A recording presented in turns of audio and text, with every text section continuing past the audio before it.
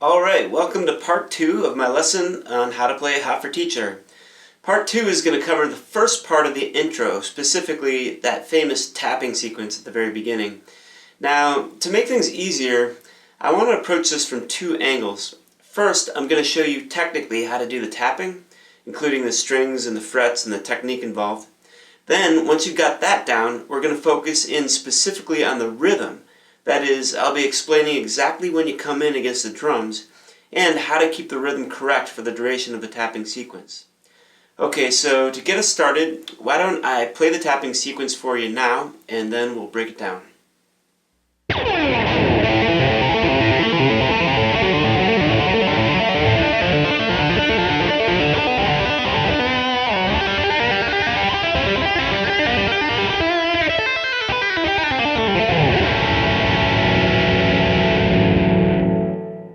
Okay, so we're going to start off with that really wicked pick slide at the beginning. Now, to begin that, the first thing you want to do is hold your pick kind of like this on the edge. And what we're going to do is we're going to take our pick and we're going to aggressively attack that A string and come down at an angle like this. So if you're looking at your guitar from your perspective, you're coming down with the pick at an angle just like this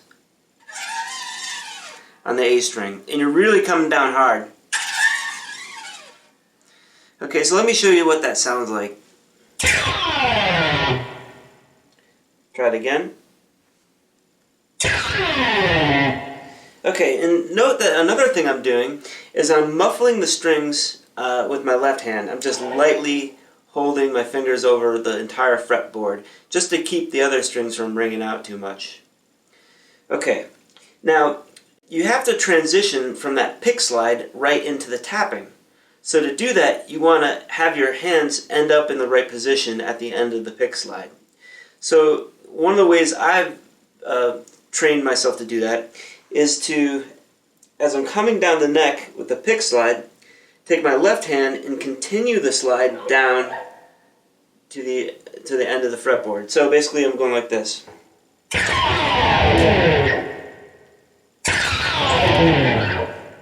Now the other way to position your hand is, of course, now that you've got your left hand down here, you want to get your tapping finger ready at the 12th fret. Now that we're here on the 12th fret, I want to release this A string, just kind of give it a little bit of a pluck with my tapping finger. Okay? Now I'm not tapping it, I'm not going like this.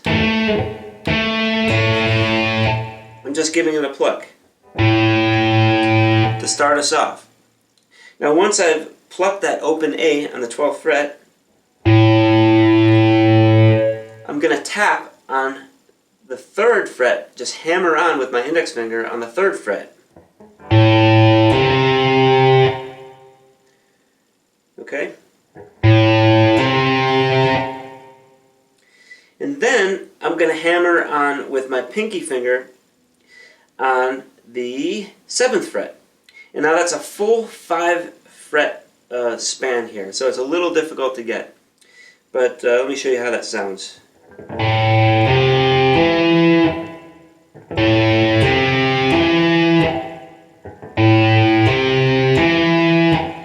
Now if you're having trouble making that stretch between those 5 frets, one way to get yourself to make that stretch is to move your forearm out a little bit. So that way you kind of give yourself a little bit more flexibility. So the next thing you want to do is you want to, once you're up here at the 12th fret of the A, you want to just climb back down by plucking on the 12th fret. And you still have your pinky finger on the 7th fret and your index finger on the 3rd fret. So once I'm up here, I go.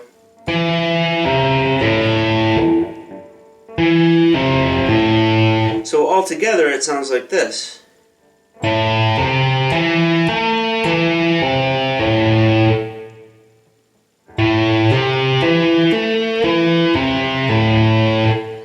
And now, keep in mind when I'm coming off at the top, I'm not just pulling off. I'm giving it another push by plucking the string so that I get more momentum. And one other thing is down here when I go back to the open A, when I'm pulling off the index finger of the 3rd fret, I'm also not just lifting up. I'm actually giving it a little bit of a push. I'm plucking.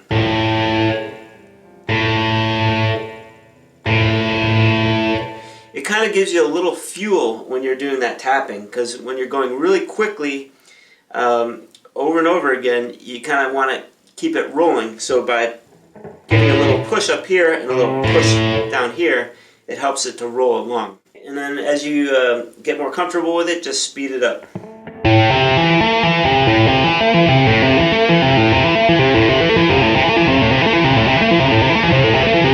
Okay, so once you've got that basic progression down, we're going to start moving it up the neck and over on the strings.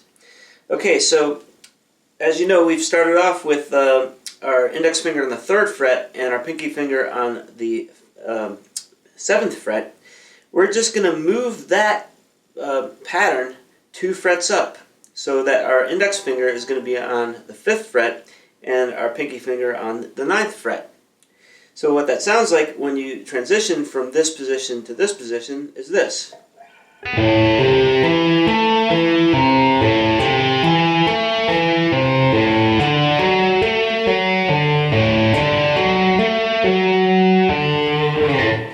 Okay, so that's all we're doing. We're just moving 2 frets up with the left hand. Okay, so now what we're going to do is we're going to take that exact same progression and move it up 1 string to the D string. So it'll sound like this on the D string. Again, just pluck to start us off. Pluck an open D on the 12th fret with your tapping finger. And then hammer on your 3rd and 7th fret. Then you pluck off. And you're plucking off when you pull the index finger. So it's the exact same thing.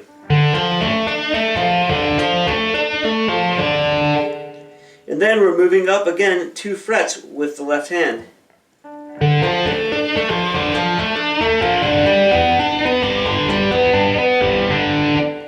Okay?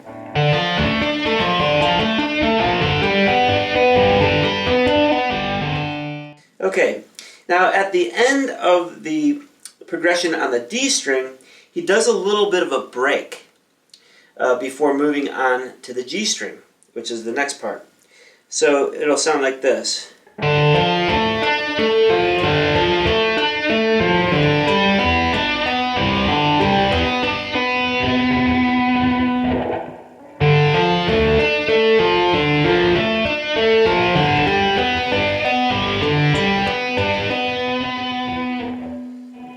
So all he's doing is he's kind of ending at the 9th fret with your pinky. And also, as you can see, I'm bending the string a little bit there to give it to help it ring out a little bit. And now we're going to move to the G string. And we're going to start off doing something similar, but just slightly different this time. Instead of just doing an open G by plucking with our tapping finger at the 12th fret, instead of doing this, we're actually going to tap this time and then pluck off.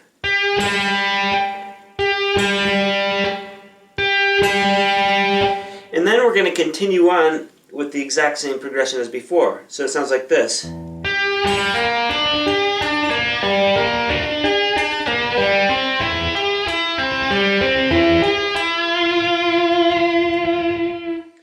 But let me just play the whole progression for you one more time.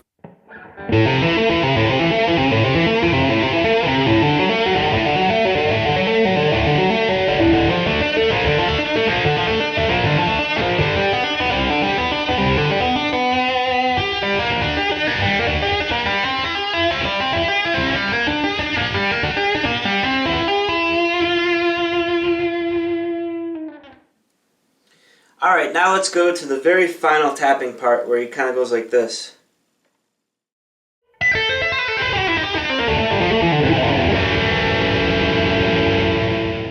Okay, so we're going to start off with that final part, On the 12th fret of the high E string, using your tapping finger, you're going to hammer on, and then you're going to pluck off. So you hammer on, and then you're going to pluck off, and make sure that your index finger is on the 5th fret of the high E.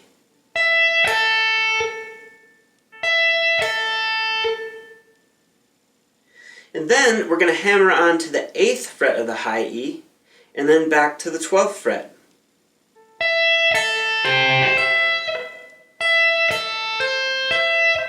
And now that we're on the 12th fret of the high E again, we're going to pull off and go back down, but this time we're going to hammer off the 8th fret using your ring finger, and then hammer off the 7th fret using your middle finger back down to the 5th fret.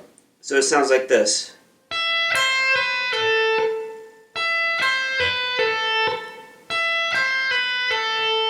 Okay, so the whole progression on the high E string sounds like this.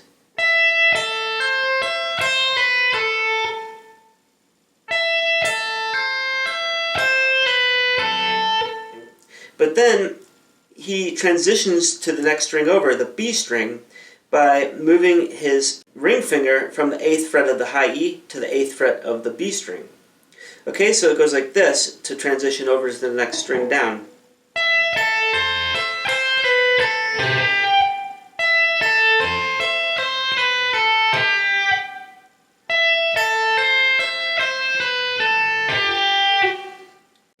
Okay, now once you're on the B string, then you're going to do a progression on the B string that's very similar. And then you're going to carry it through down one more string to the G string. So it'll sound something like this.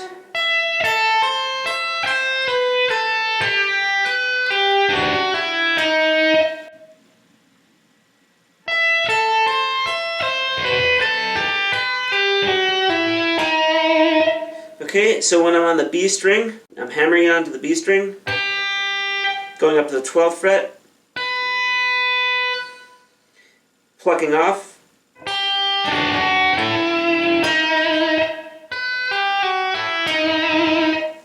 and you're continuing that pattern all the way down the neck.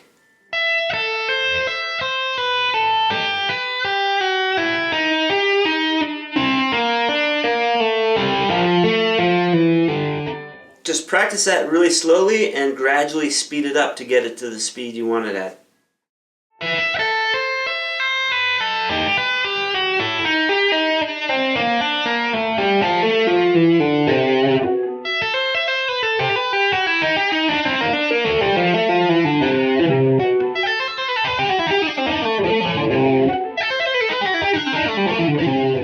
And then he slides down to the first chord of the song, which sounds like this.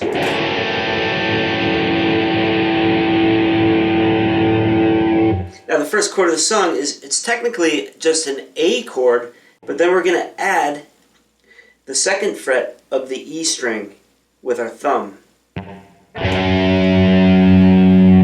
So when you play all those chords together, it sounds like this.